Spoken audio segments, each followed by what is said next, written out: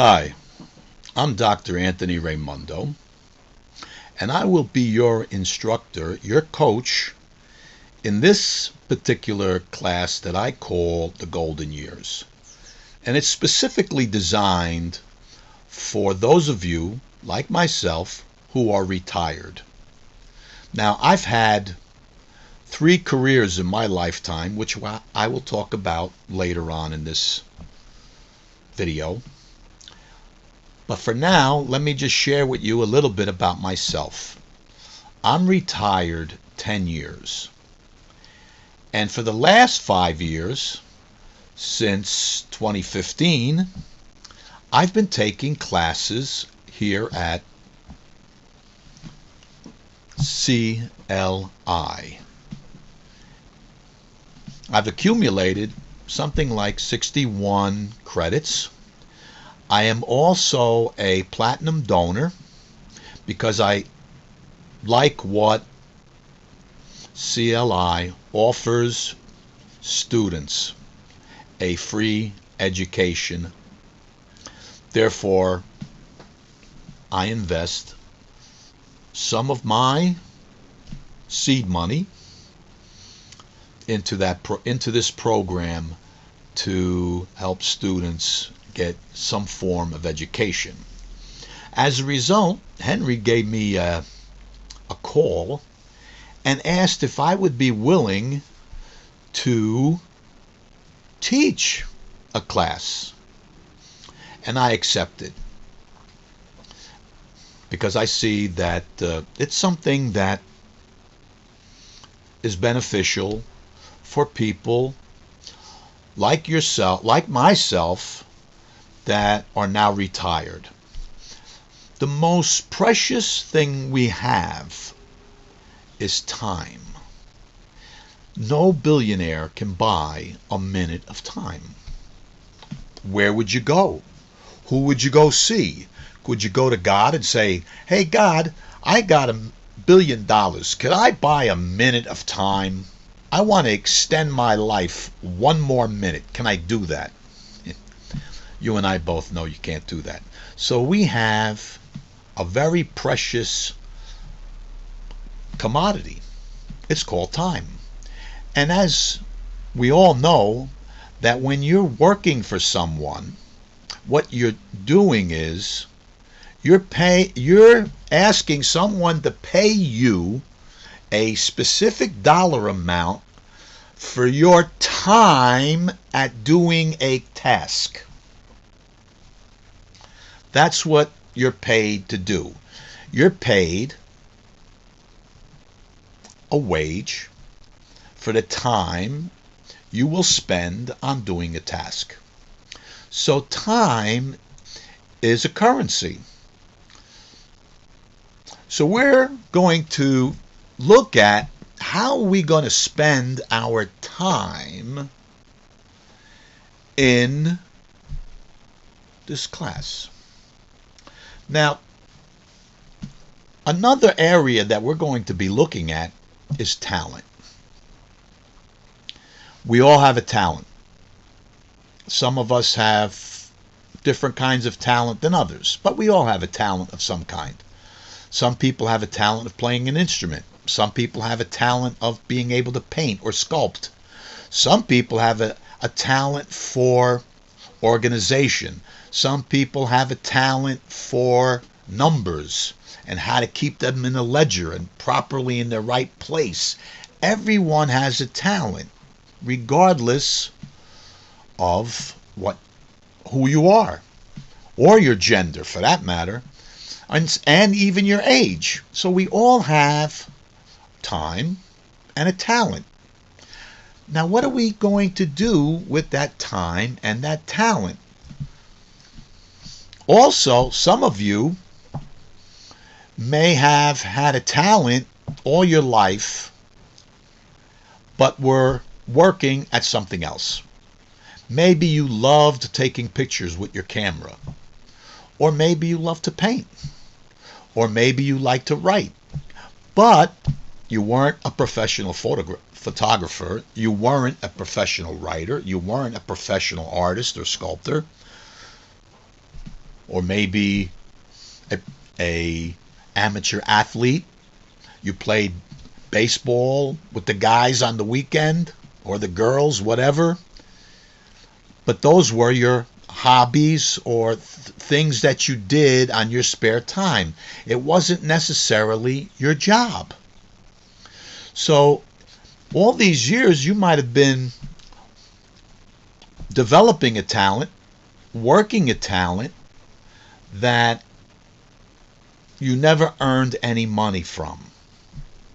Now, on the other hand, some people, God bless them, are fortunate that they do make money, or they do earn money, I should say, for their talent. There are artists that do make a considerable amount of wealth for their talent of painting. There are those who have a talent for music and songwriting and singing, and they make a living at that as well. There are those who have a talent for acting and drama and writing, and they make a living at what their talent is. God bless them. They were blessed to have those opportunities to share their art, their talent with others. And that's what we're going to be looking at in this course. Because now there is a statistic that people who retire and do absolutely nothing die sooner than those who do something. Now, I kind of look at that as basically saying that you become stagnant. And if you become stagnant, you're useless. And if you're useless, then God has no reason to keep you here. Or you become feeble-minded because you haven't used this to do anything. So it's also healthy to find something to do afterwards. Now, I'm going to share with you a story that I believe it comes out of Matthew, but I'll post it up and we'll see it in a minute, of the parable of the talents. Now, when we read that story in Scripture, we know that Jesus shares this parable that a rich man, a wealthy man, who had employees working for him, servants, and he said to one servant, he says, here's a 5-pound bag of gold. I'm going to leave you with, and then he leaves another one with a 2-pound bag of gold and another one with a 1-pound bag of gold. And he goes off on his journey. And when he comes back, he calls his 3 servants and he says to them, all right, what did you do with the talents I gave you? And the first one said, well, you gave me a 5-pound bag of gold and I doubled it. Here, you now have 10. Oh, you're a great servant. Because of what you did, I'm going to give you more responsibilities. Terrific. God bless you. You're fantastic. You did a really great job. And I'm paraphrasing. I'm adding to the story. Then he says to the next guy, he says, well, what did you do? And the next one says, well, you gave me 2 talents, and I took those 2 talents and I doubled them. I made it into 4, and here they are. Oh, what a wonderful servant you are. I'm going to give you also more responsibility to do, and I'm going to give you a raise. How's that? Again, I'm paraphrasing. And now he goes to the third guy. He says, what'd you do with the bag of gold? He says, oh, you gave me that 1 talent. He goes, and I know, you were a very industrious person. You're an entrepreneur. and I didn't want to lose your money, so I buried it. He goes, you what? He said, I buried it. I put it someplace where, it wouldn't get lost. You stupid ignoramus. Don't you know you could have put it in the bank? You could have at least got interest on that. You wicked, lazy servant. For that, you're fired. Get out of here. Again, I'm adding to the story. All right. But what's the moral of the story? And why are we talking about it in this class? Excuse me. Well, God gives you a talent. Maybe he gives you 2 talents. Maybe he gives you the talent of imagination and the ability to paint. Now you have 2 talents. God gave you 2 talents, imagination and the ability to paint. Now what are you going to do? According to this parable, according to what Jesus is teaching, we're to take those 2 and double it. Well, how do I double imagination and painting? Well, if I add teaching to that, well, I added another one. And if I teach someone else to paint, well, now I've doubled my talents. If I know how to repair a car, and I also have some engineering skills, when I can't find a part, I'm able to make and adapt something to it. I have 2 talents. Well, what can I do with those 2 talents? Well, maybe I can, the part that I developed, I can manufacture that, or I can find someone to invest in me and help me manufacture that, and now I have a new part. Also, I could teach people to make this part or install this part, and there I've doubled my talents. So you see, that's what that parable teaches. It teaches us that we're always to develop and grow from what the Lord shows us or teaches us. So now let's keep that in mind, and I'm going to post that parable up so you know the location in the Bible in case you want to go and read it for yourself and meditate on it.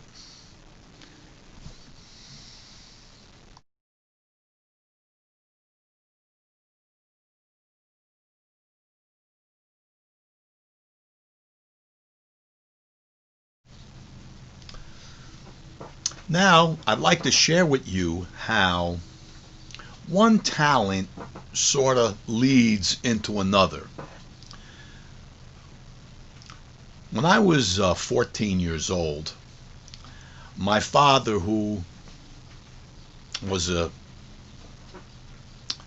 Italian from Italy, who migrated to the United States legally, and the custom with Italians, and maybe with other nationalities as well, is to learn a trade and set it aside.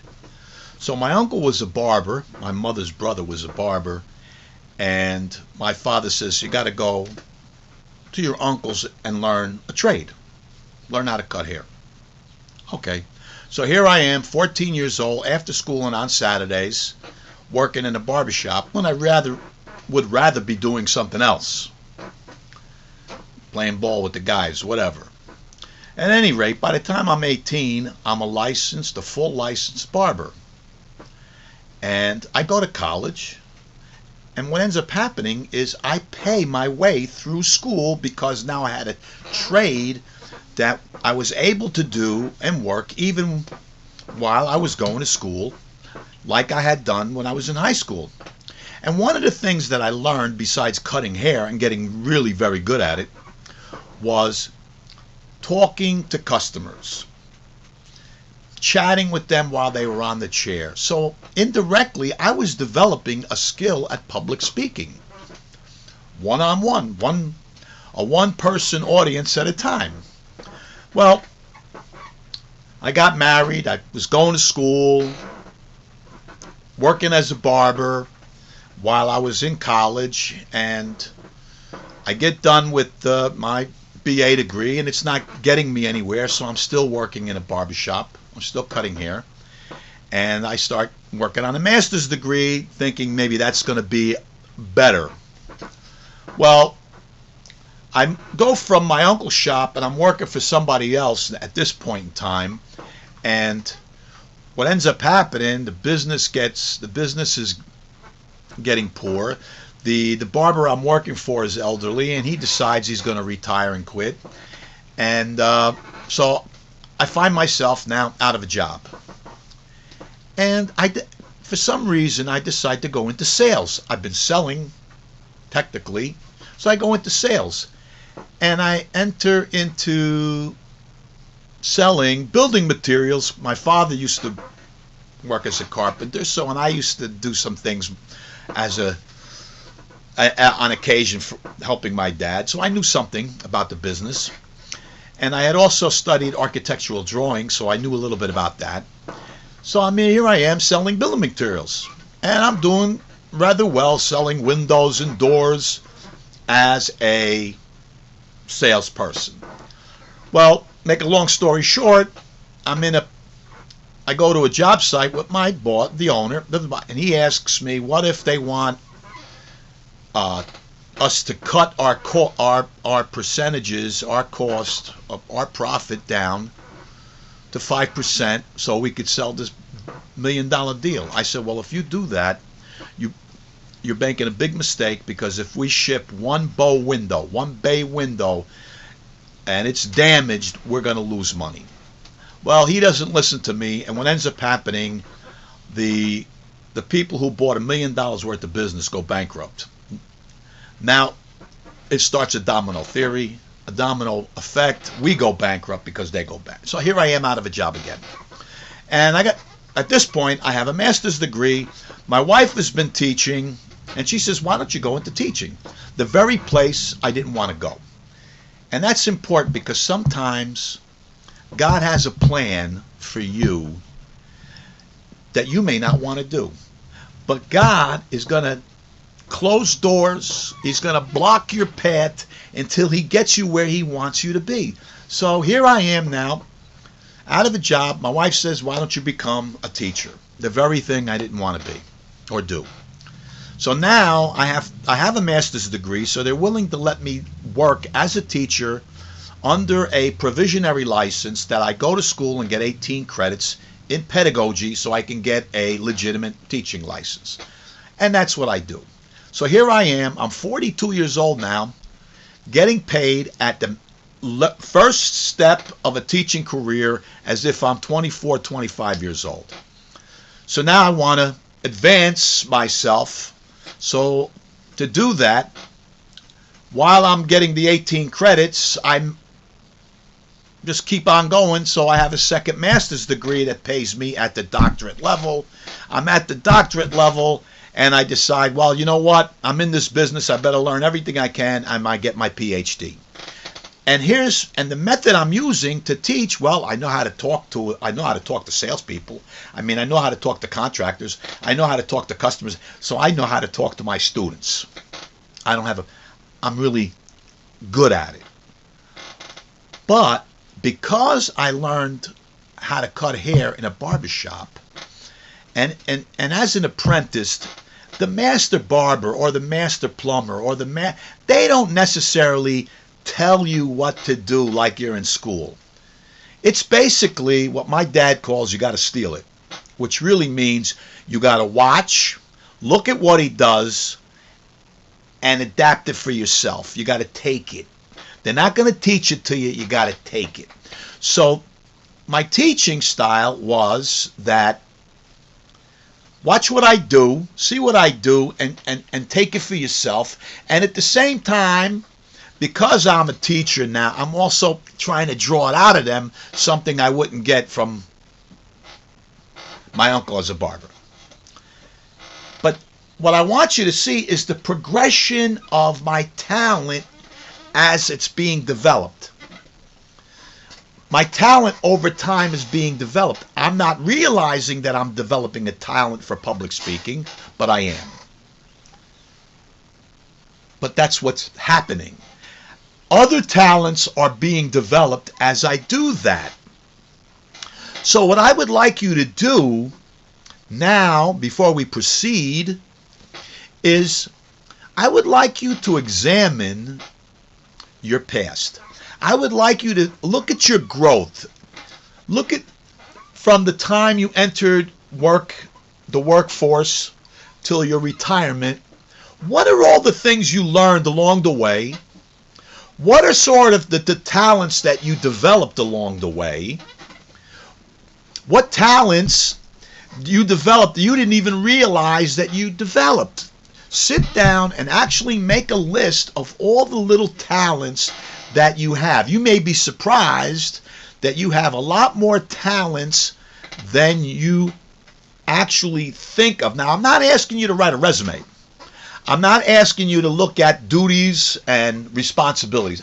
I'm asking you to look at what things did you learn, what skills that you learned that developed a talent, and create a list. See if you can create a list of 20, 25 talents that you might have learned over the years that you've been working. Maybe you don't have that many. Maybe you only have 12 or 10. However, many that you can find that you have learned over the course of your working career. And then look at which one of those would you like to see developed in someone else. Because now what I want you to look at, and we're going to talk about this in the next video, the next lesson is seeds. Planting seeds. So now, do you plant corn? Are you going to plant tomatoes? Are you going to plant squash, zucchini? Are you going to plant flowers? What talent could your talent be as a seed? So until next time, think about what your talents are. And God bless.